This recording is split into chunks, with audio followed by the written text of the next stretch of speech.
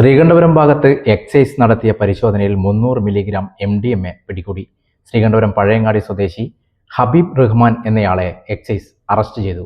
Sreekandapuram excise range ഓഫീസിലെ excise inspector Arjun PKയും പാർട്ടിയും ശ്രീകണ്ഠപുരം ഭാഗത്തു നിന്നും ലഭിച്ച രഹസ്യ വിവരത്തിന്റെ അടിസ്ഥാനത്തിൽ നടത്തിയ പരിശോധനയിൽ ശ്രീകണ്ഠപുരം ഭാഗത്ത് വെച്ച് 300 milligram MDMA KL 59C 6857 Pulsar ബൈക്കിൽ കടത്തിക്കൊണ്ട് കൈകാര്യം ചെയ്ത കുറ്റത്തിന് ശ്രീകണ്ഠപുരം അംശംദേശം പഴയങ്ങാടി താമസം കുഞ്ഞബ്ദുള്ള മകൻ ഹബീബ് റഹ്മാൻ എന്നയാളെ അറസ്റ്റ് ചെയ്ത് NDPS കേസെടുത്തു. പാർട്ടിയിൽ assistant excise inspector Vasudevan PC, Prakashan PV, preventive officer grade മാരായ Shafeeq MM, Haris M, P Ranjith Kumar, Shaji KV, civil excise ഓഫീസർമാരായ റിംന, വിഷ്ണു, ശ്യാംജിത്ത് എന്നിവർ പങ്കെടുത്തു.